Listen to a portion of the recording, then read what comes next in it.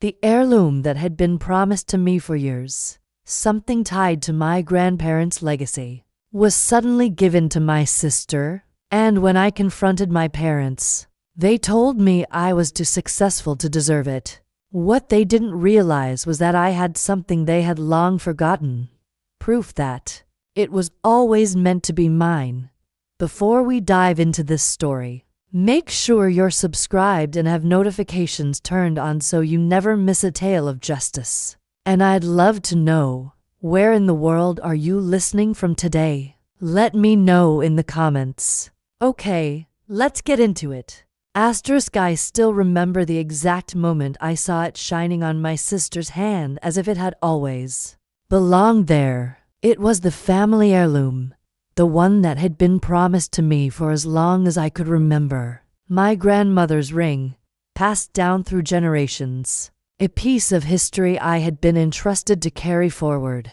For years, it was spoken of not as a possibility, but as a certainty.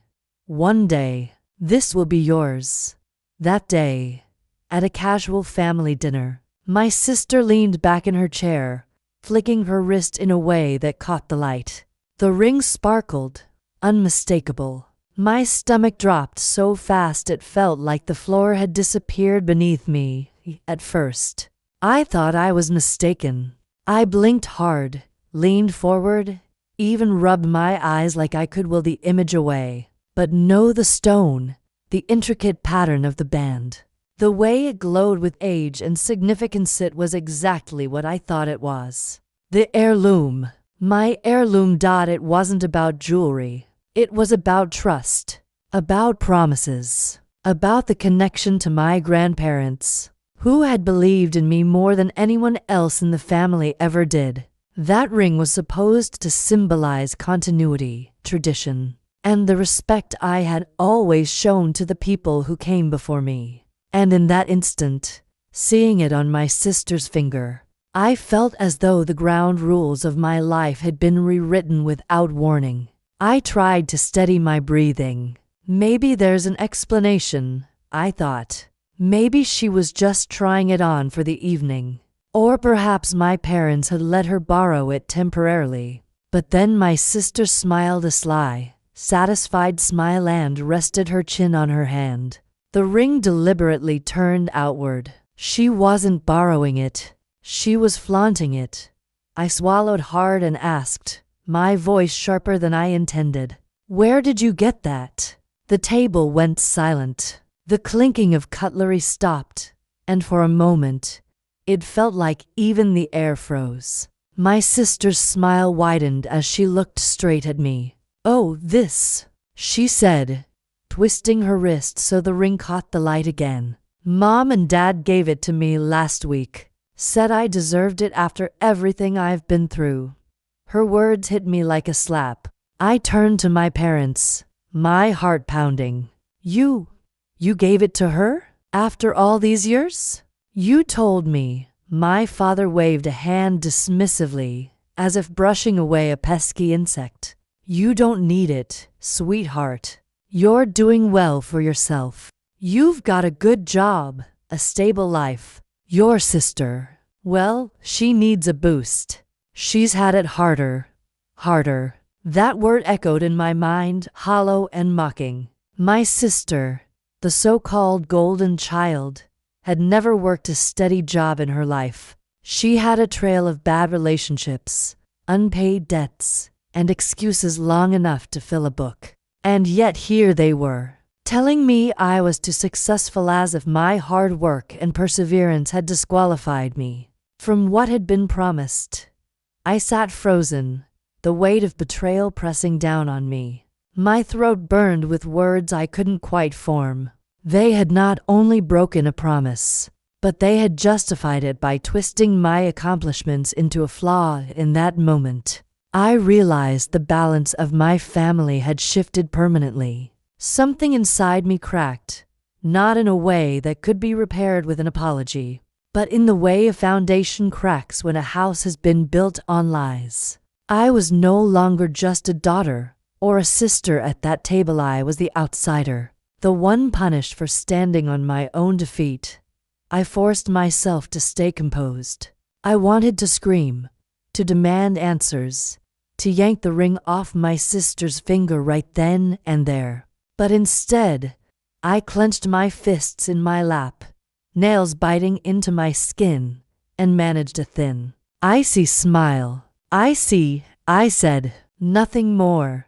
The silence that followed was suffocating. Everyone avoided my eyes. My sister hummed under her breath and resumed eating, satisfied with the scene she had created. My parents looked down at their plates, pretending as though nothing had happened. But the betrayal was loud, deafening in my chest, like a bell that wouldn't stop ringing. That night, lying awake in bed, I stared at the ceiling, replaying it over and over again. My parents' words, my sister's smirk, the glint of that ring under the dining room light. I could not escape it, and I knew, even in those first hours of shock, that this wasn't something I could simply let go. This was the beginning of something much larger. Because here's the thing about promises. Once broken, they change everything. Because here's the thing about promises. Once broken, they change everything. And to truly understand why this betrayal cut so deeply, I need to tell you a little more about the people at the center of it all: my family, my so-called normal world, and the patterns that were there long before that dinner table moment. I'll start with myself. I was the older daughter, the one who always followed through. From a young age, I learned that if I wanted stability, I had to build it with my own hands.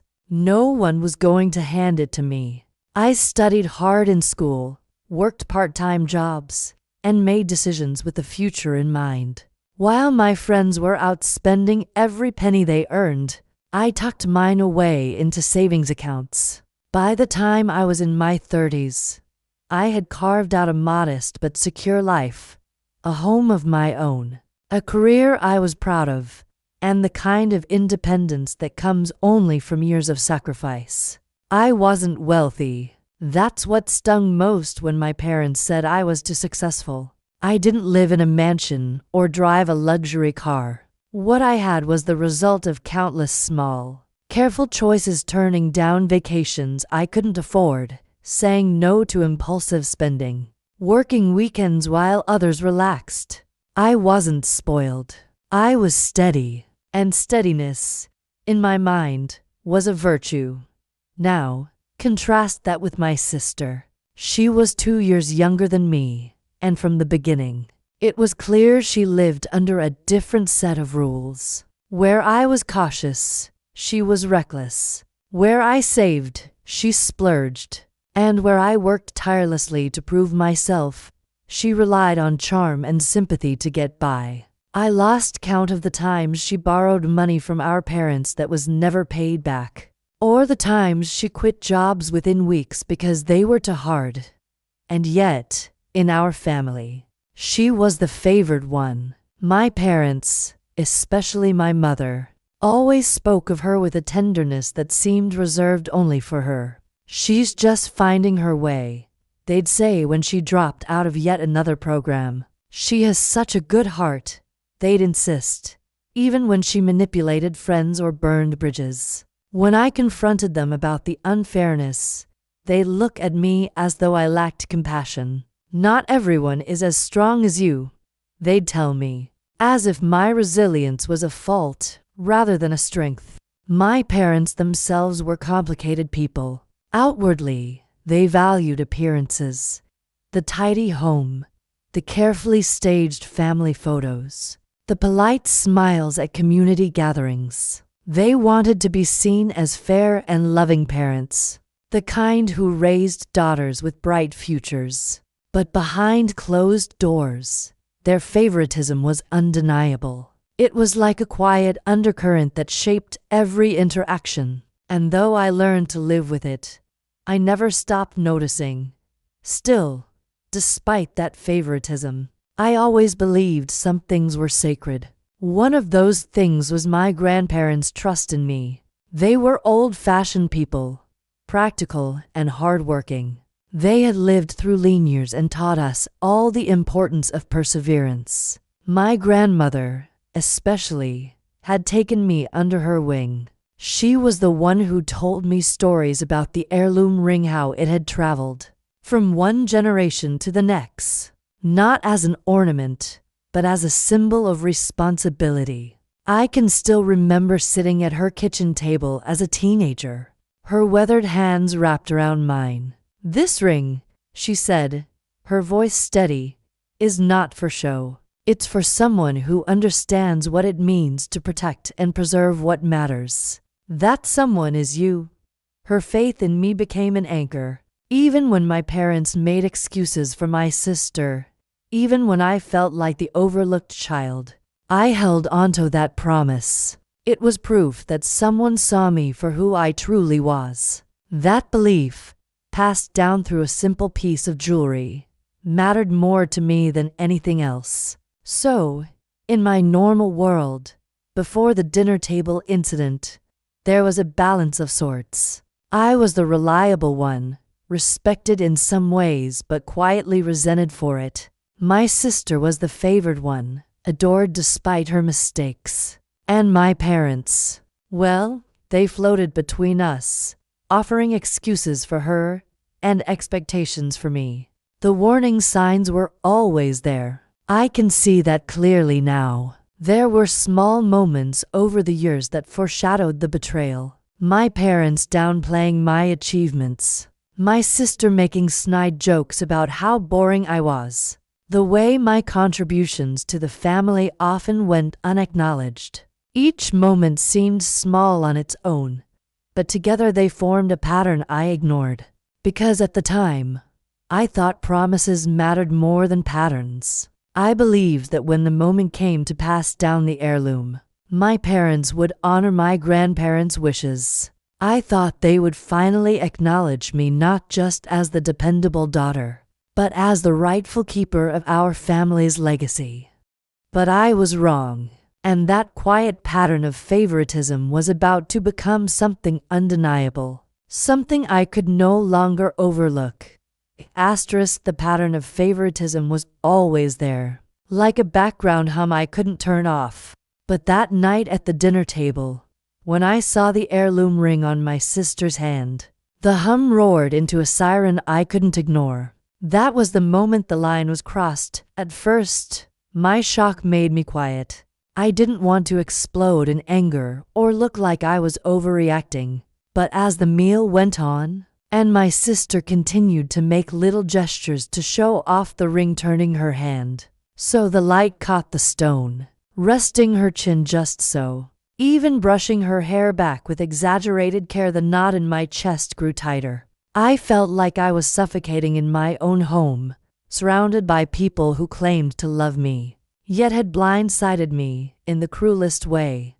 Finally, I asked the question, "Where did you get that?" I knew the answer, of course, but I needed to hear it from them. My sister smirked as though she'd been waiting for me to bring it up. "Mom and Dad gave it to me," she said lightly. "They thought I needed it more than you." She leaned back in her chair, eyes glittering with triumph. My fork clattered against my plate. "What do you mean? That's supposed to be mine. You all promised me."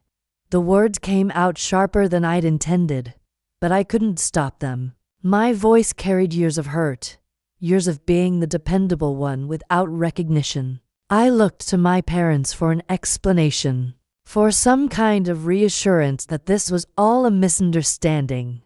But instead, my father sighed, as though I were a child throwing a tantrum. "You don't need it, sweetheart. You've already made something of yourself. You're doing fine. Your sister, well, she could use something meaningful to help her through tough times." My mother nodded, adding softly, "You've always been the strong one. She's still finding her way." We thought this would help her feel secure. Their words hit me harder than I expected. Secure. The ring wasn't about security. It wasn't about who was struggling or who had achieved more. It was about honoring a promise, about respecting the intentions of the people who came before us. My grandparents had been clear. They had entrusted this heirloom to me because they believed I would treat it with the care it deserved. I wanted to scream, "It's not yours to give away," but the lump in my throat made it impossible to get the words out. Instead, I stared at my sister, who was enjoying every second of this scene. "Guess being the successful one has its drawbacks," she teased, tilting her head mockingly. "You get the career, the house, the independence, and I get the ring. Seems fair, doesn't it?" Fair? The word felt poisonous. I had worked my whole life to build what I had, while she had stumbled from one mistake to another, shielded from consequences by my parents' constant bailouts. And now, the ultimate family promise had been twisted into another one of their rescues. That was the moment something inside me hardened. This wasn't just favoritism anymore. This was betrayal. They hadn't simply overlooked me in some small, subtle way. They had erased me from the legacy I had been raised to honor. After dinner, I excused myself under the guise of being tired. I smiled tightly, hugged no one, and walked out into the cool night air. My chest felt heavy, like I was carrying a weight I couldn't set down. As I got into my car, I glanced back at the house, its windows glowing warmly. From the outside, it looked like the picture of family harmony. But inside, something had broken beyond repair. On the drive home, I replayed the words over and over. "You don't need it. You're too successful." I gripped the steering wheel so hard my knuckles turned white. For the first time, I realized that my success, the very thing I had worked so hard for, was being used against me. It wasn't a source of pride in their eyes. It was an excuse to strip me of what I had been promised. And that's when the fire inside me truly began to burn. Because I knew, deep down, this wasn't just about a ring. It was about respect, justice, and the principle of keeping one's word. And I wasn't about to let it slide. I wish I could tell you that things calmed down after that dinner. That maybe my parents would reflect on what they'd done. Or that my sister would wear the heirloom quietly, with a little humility. But that's not how it went. In fact, things only got worse. The days that followed were filled with little reminders of what I had lost. My sister took every opportunity to flaunt the ring, not just in front of me, but in front of anyone who would notice. At family gatherings, she would gesture dramatically while she spoke, making sure the stone caught the light. At one point, she even slipped her hand into photos with relatives. Her fingers splayed so the ring stood out as the centerpiece. I noticed the shift in family dynamics, too. Cousins and aunts started making comments, saying things like, "Oh, it looks so beautiful on her. It's good your parents finally gave it to someone who can use it." They said it casually, as though I had voluntarily stepped aside, as though I didn't care. That narrative stung even more than the betrayal itself. It wasn't just that my parents had broken their word, it was that the story of that betrayal was being rewritten by everyone else. And in that story, I was painted as detached, indifferent, even cold. Meanwhile, my parents doubled down on their decision every time I tried to bring it up. Once, over coffee with my mother, I carefully broached the subject again. "Mom," I said quietly, "Grandma made it clear who she wanted to have the ring. You know that." She sighed, stirring her cup absent-mindedly, her eyes never meeting mine. "Sweetheart, you have everything already. A good career, a home, stability. Your sister doesn't have those things. She needed something to hold on to." I clenched my jaw. "But it wasn't yours to give."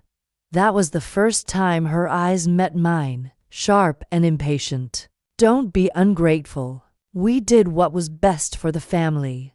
Ungrateful. The word stuck in my chest like a thorn. How could I be ungrateful for something I was promised? Something that was never meant for anyone else? I left that conversation with a bitter taste in my mouth, realizing that reason would get me nowhere. My sister, of course, reveled in the attention. She began weaving the heirloom into her narrative of struggle and resilience. "It gives me hope," she would say to anyone who asked about it.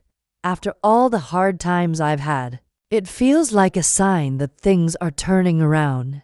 Hard times. I wanted to laugh at the phrase. Her hard times were self-inflicted, maxed out credit cards, failed relationships, jobs she quit without notice. Yet somehow, in her telling, she was the underdog, and I was the privileged one who didn't need family treasures because I had enough.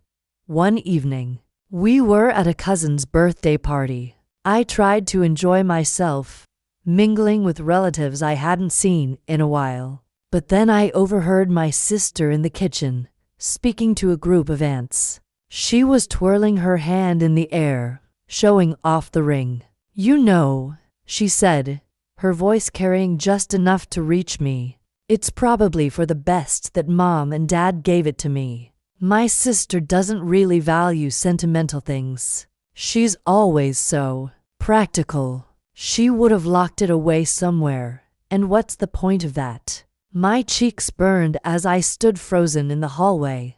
Practical.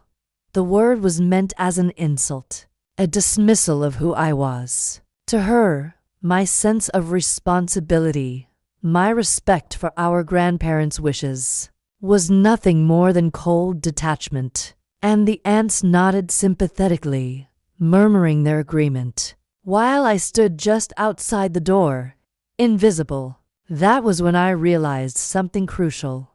My sister wasn't just enjoying the heirloom. She was weaponizing it. Every time she flaunted it, every time she spun a story about why she had it, she was rewriting our family's narrative to put herself in the center and shove me to the sidelines.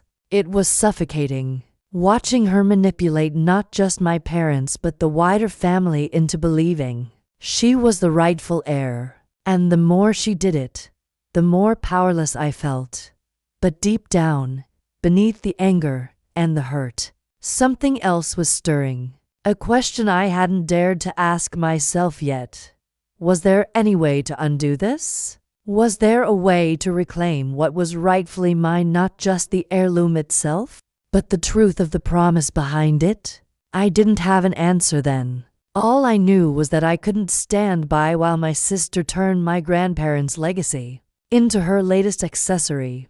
*I think everyone has that moment when quiet frustration hardens into resolve, when disappointment shifts into something sharper, something that demands action. For me, that moment came during another family gathering, one I will never forget. It was my cousin's engagement party, a warm, bustling evening filled with laughter, clinking glasses, and music. The house was decorated with fairy lights, and for once, I had walked in determined to keep things light. I told myself I wouldn't let the heirloom incident cloud the night. I would smile, congratulate my cousin, and avoid any drama. But of course, my sister was there, and so was the ring. She had dressed deliberately. I could tell an outfit chosen not to flatter her but to showcase the heirloom. The ring caught every shimmer of light as she lifted her champagne glass. As she gestured broadly in conversations, it was as though she had orchestrated the entire evening around being noticed. I kept my distance, choosing instead to linger with relatives who weren't so easily swayed by her theatrics. For a while, it worked. I laughed politely at small talk, admired the decorations, and pretended not to notice my sister across the room. But then she stood up to give a toast. She tapped her glass, drawing all eyes to her, and I felt a prickle of dread. She wasn't one for speeches unless there was attention to be gained. "To my dear cousin," she began, smiling warmly at the couple. Love is such a beautiful thing, and tonight reminds me of the importance of family and tradition." She paused, holding up her hand so the ring caught the light. "Speaking of tradition, some of you have noticed this ring. It's a family heirloom, given to me by our parents as a symbol of resilience and hope." A murmur rippled through the room. People leaned in to see, nodding appreciatively. My chest tightened. She continued, her tone deliberately soft, the way she spoke when she wanted to draw out sympathy. "I've been through a lot these past few years, ups and downs. Moments where I wasn't sure how I would get through. But when Mom and Dad entrusted me with this, it felt like a sign, a reminder that even when life knocks you down, family believes in you." Applause followed her words. Actual applause. People clapped for her, for the story she had crafted around something that wasn't hers to begin with. I felt my face heat, the blood rushing in my ears. She had stolen not just the heirloom, but the meaning behind it, twisting it into a prop for her endless narrative of struggle. She stood there, basking in admiration, while I clenched my hands together so tightly my nails bit into my palms. Later in the evening, I found myself in the kitchen refilling my glass of water, trying to calm the storm inside me. That's when I heard her voice again, drifting in from the hallway. She was speaking to a small circle of people, laughing lightly. "Honestly, it's a good thing Mom and Dad didn't give it to my sister. She would have just locked it away, probably in a safe or something. She doesn't understand what it means to really need something like this. She's always been the practical one, never the sentimental one." And then she said the words that turned my simmering anger into a burning flame.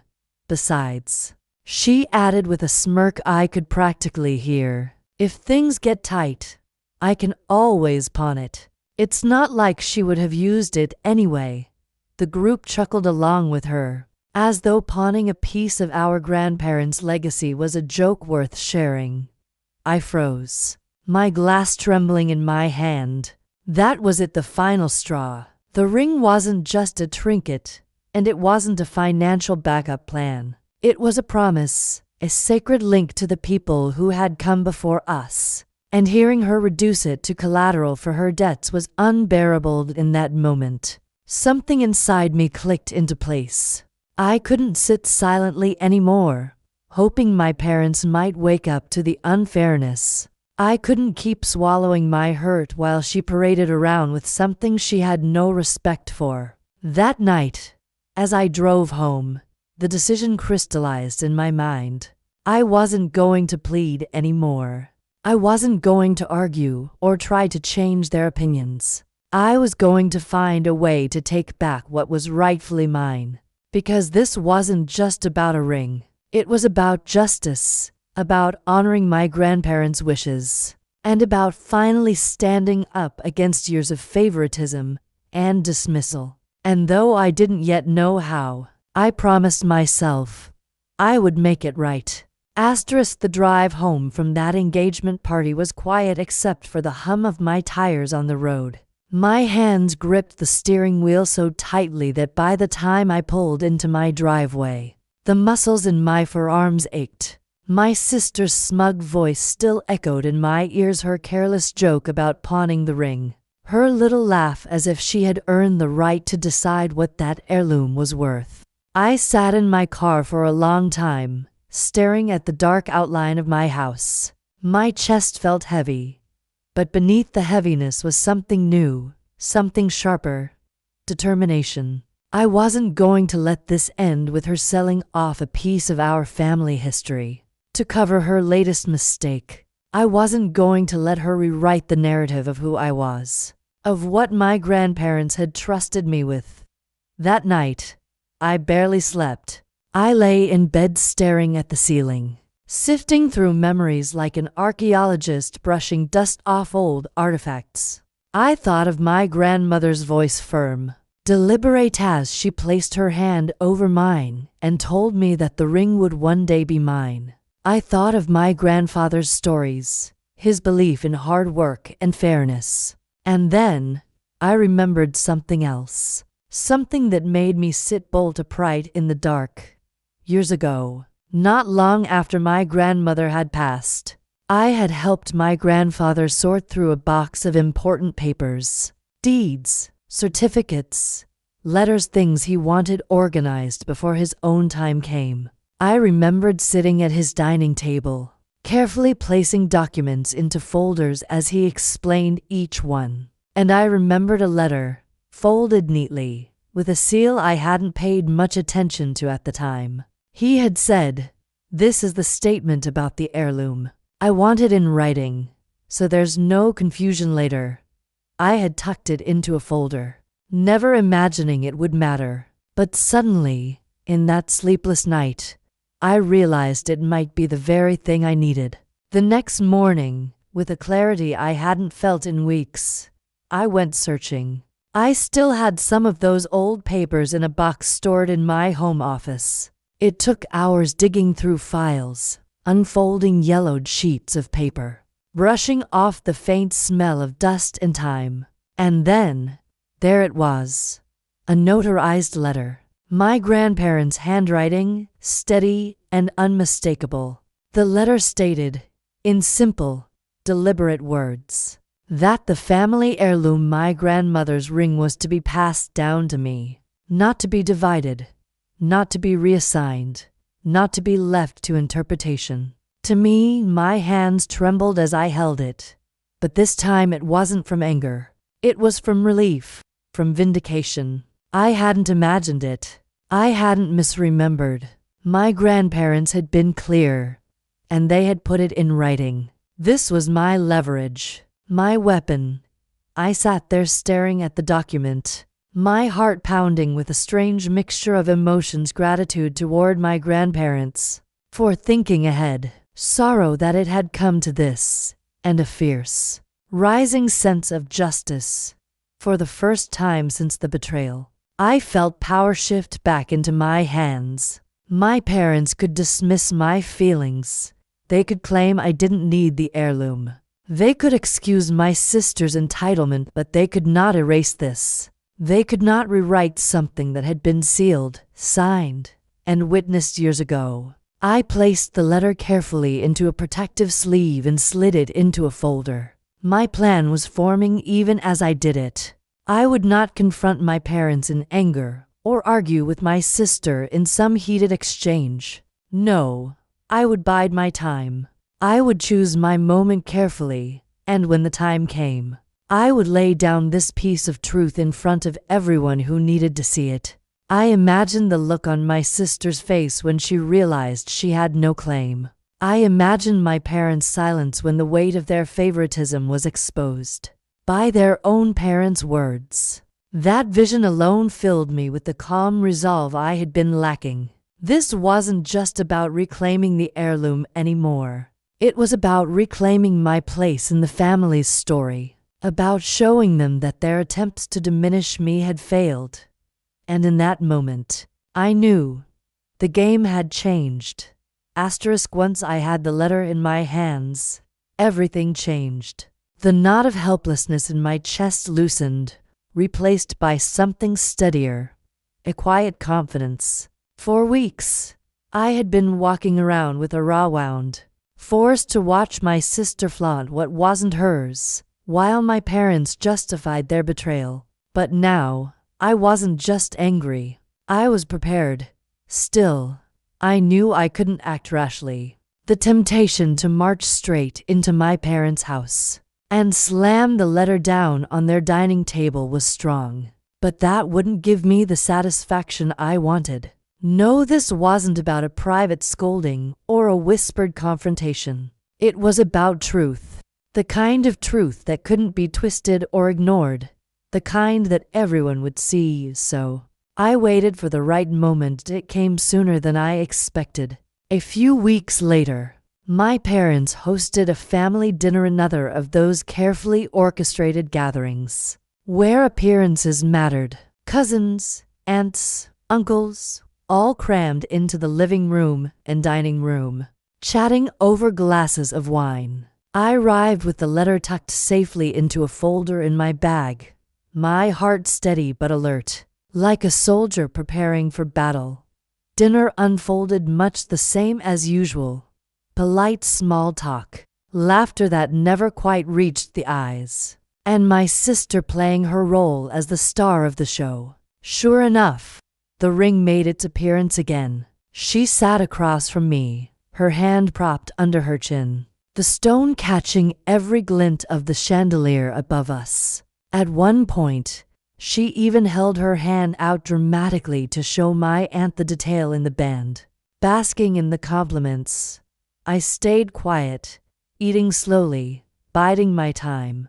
I wanted her to feel comfortable, secure in her little performance, because when the curtain dropped, the shock would be that much sweeter. Toward the end of the meal, as dessert plates were being cleared, my sister leaned back in her chair and launched into yet another story about the ring. "It's funny," she said with a laugh. "Having this has really changed the way people see me. It's like they finally recognize I'm part of the family's tradition, you know. Like I'm the one carrying it forward now."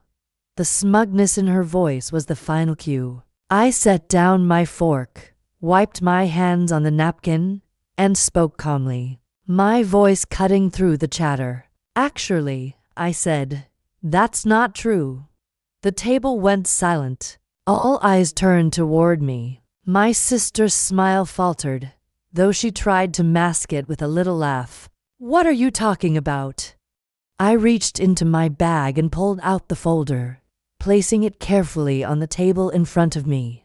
"This," I said, sliding the paper out, "is a notarized letter from Grandma and Grandpa.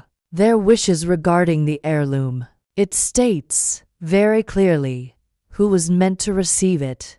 I let the words hang in the air, then unfolded the letter so the neat, deliberate handwriting was visible. My grandparents' names, their signatures, the notary's seal, it was all there, undeniable and binding. My sister leaned forward, her face paling as her eyes darted over the paper. That doesn't mean anything," she stammered. "That's old. Things change." But I was ready. I turned to my parents, meeting their eyes one by one. "You knew Grandma and Grandpa intended this for me. You knew it wasn't yours to give away. And yet, you did it anyway. You told me I didn't deserve it because I was too successful. But the truth is right here, in writing, from the very people whose voices should matter most." A heavy silence fell over the room. My father's jaw tightened, my mother's face drained of color. They had no quick excuses this time, no gentle deflections about fairness or strength. The letter lay between us like a mirror, forcing them to face what they had done. Round the table, whispers began. A cousin leaned closer to get a better look. An uncle shook his head, muttering, "Well, that's clear enough." Even the relatives who had previously believed my sister's narrative looked uncomfortable, shifting in their chairs as though realizing they'd applauded the wrong person all along. My sister, meanwhile, was unraveling. She tried to laugh, but it came out brittle. "This is ridiculous. You're making a scene over a piece of paper. It doesn't change the fact that Mom and Dad gave it to me." Her voice was higher now, desperate. I could see the panic rising in her eyes. "No," I said firmly, my voice calm but unyielding. "It changes everything, because that piece of paper is the truth, and no amount of favoritism or excuses can rewrite it." The ring that had once been a symbol of my parents' betrayal was now something else entirely, the centerpiece of justice being served, and I wasn't about to let it slip away again. The letter sat on the table like a stone dropped into still water, sending ripples through the entire room. For a long moment, no one spoke. I could hear only the faint ticking of the clock on the wall, and the shallow rhythm of my own breathing.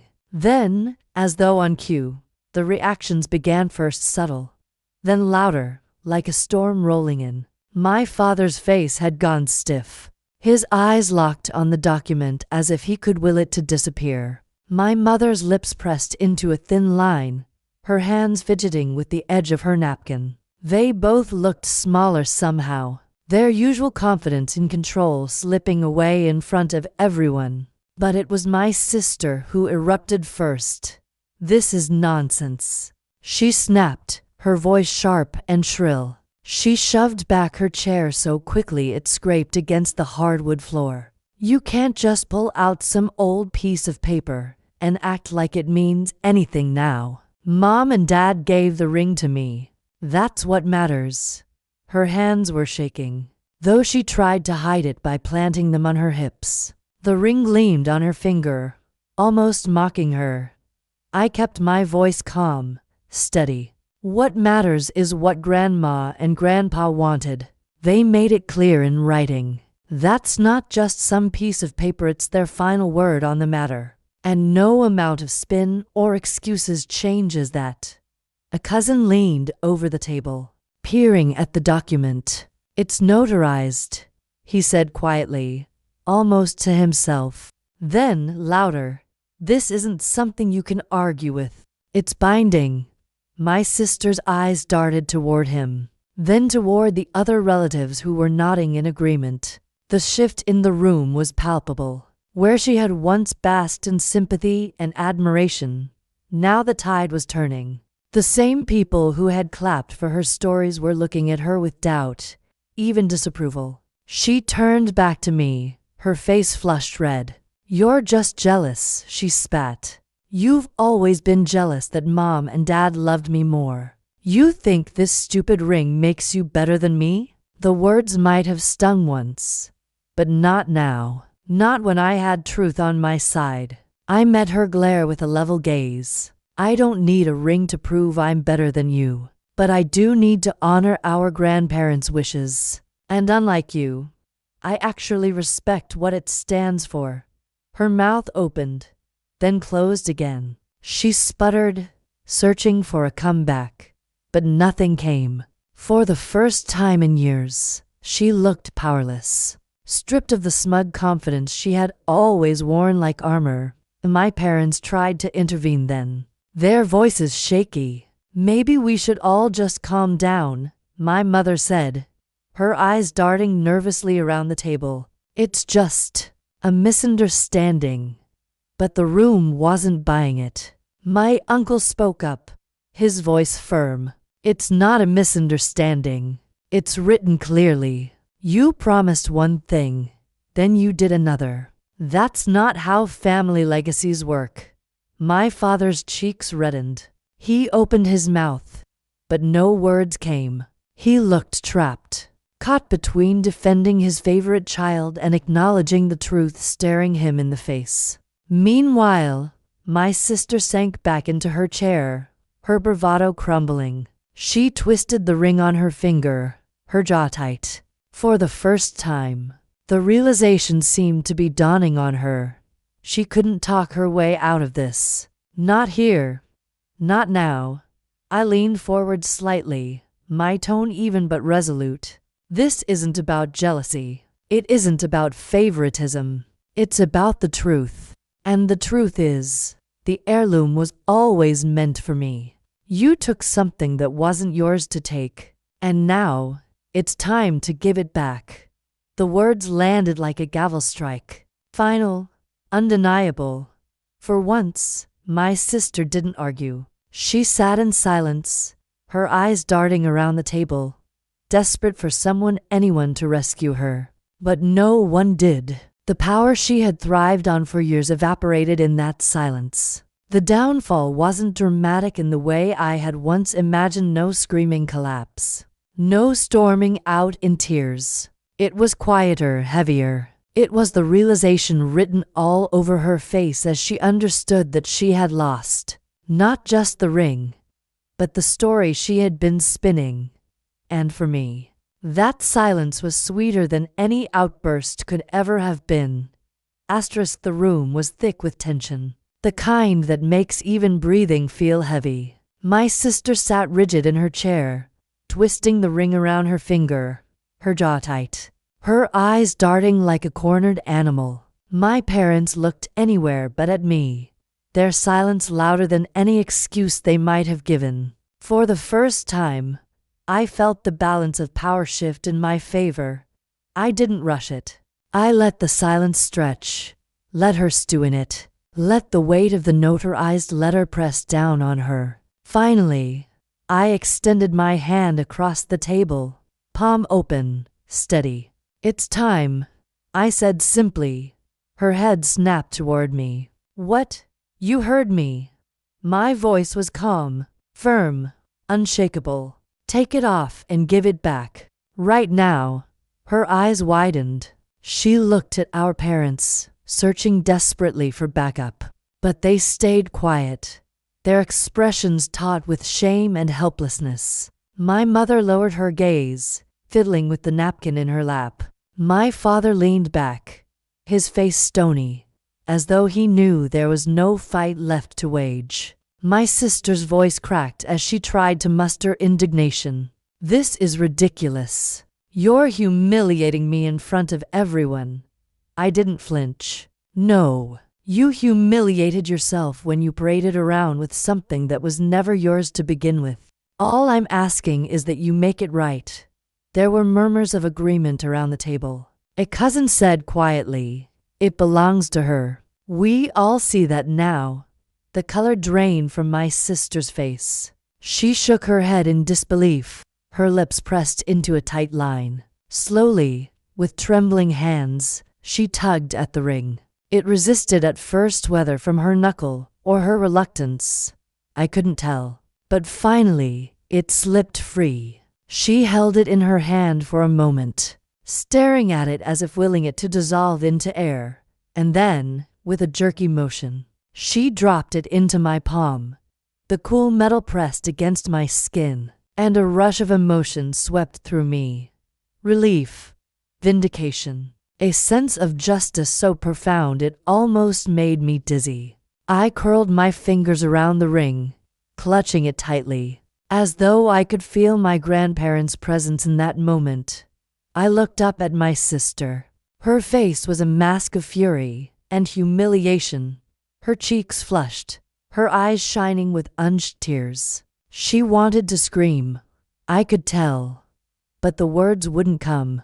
She had been stripped of her performance, her audience, her shield of favoritism. For once, she had no script to hide behind.